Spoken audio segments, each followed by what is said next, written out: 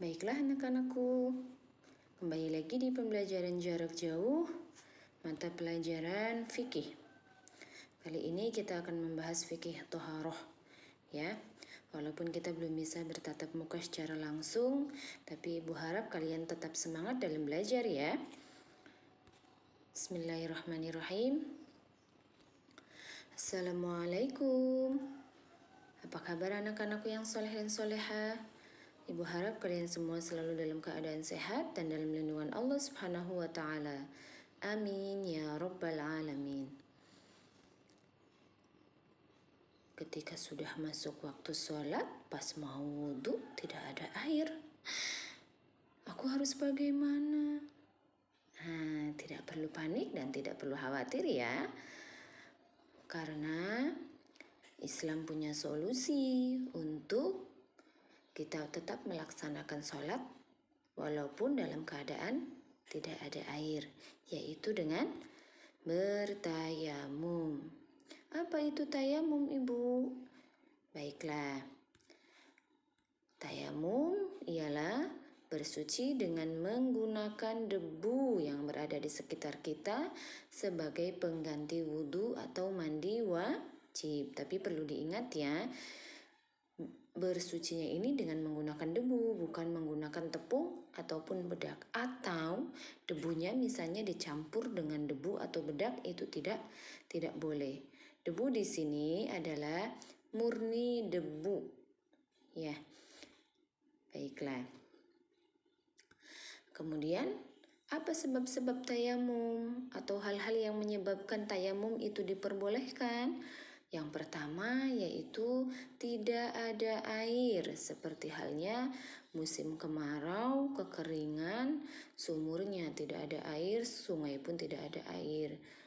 Kemudian yang kedua, tidak bisa menggunakan air karena sakit. Contohnya, kita dinyatakan sakit oleh dokter.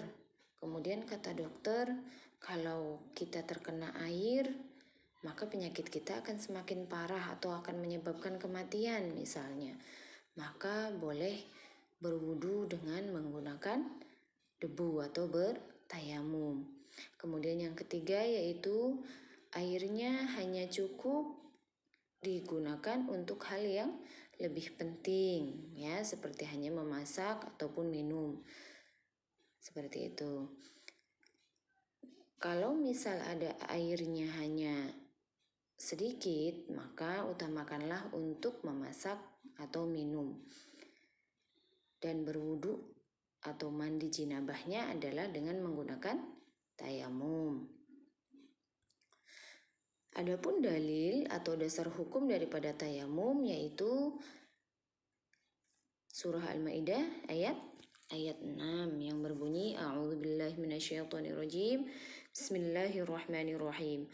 Wa in kuntum junuban fatahharu wa in kuntum mardan aw ala safarin aw jaa ahadun minkum minal ghaidi aw lamastumun nisaa falam tajidu ma'an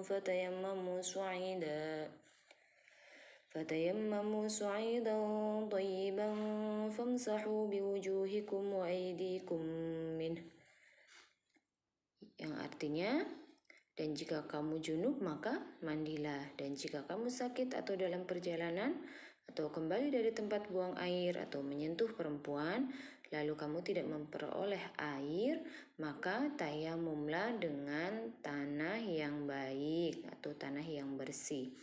Sapulah mukamu dan tanganmu dengan tanah itu.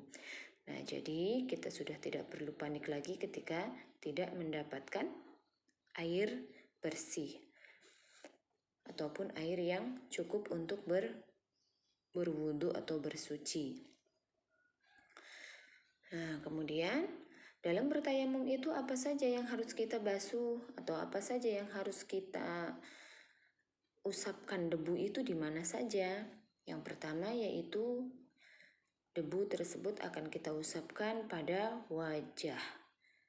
Kemudian yang kedua yaitu pada kedua tangan sampai siku, seperti hanya kita wudhu seperti biasa. Dan untuk anggota wudhu yang lainnya bagaimana? Untuk anggota wudhu yang lainnya tidak perlu dibasuh, hanya wajah dan kedua tangan saja. Begitu juga ketika kita memiliki hadas besar. Bertayamumnya hanya cukup dengan membasuhkan debu di wajah dan kedua tangan saja. Tidak perlu debu tersebut kita balurkan seperti hanya orang mandi ya. Tetapi hanya cukup di wajah dan kedua tangan saja. Nah, baiklah anak-anakku, sudah paham kalian sampai sini? Ya, jadi berwudu ketika tidak memiliki air kita diperbolehkan dengan menggunakan debu yang bersih. Semoga kalian semua paham ya. Baiklah, sampai di sini dulu. Insya Allah kita akan bertemu lagi di pertemuan berikutnya dengan bab tayamum yang selanjutnya. Ya. Ibu akhiri, alhamdulillahirabbil alamin. Terima kasih. Wassalamualaikum warahmatullahi wabarakatuh.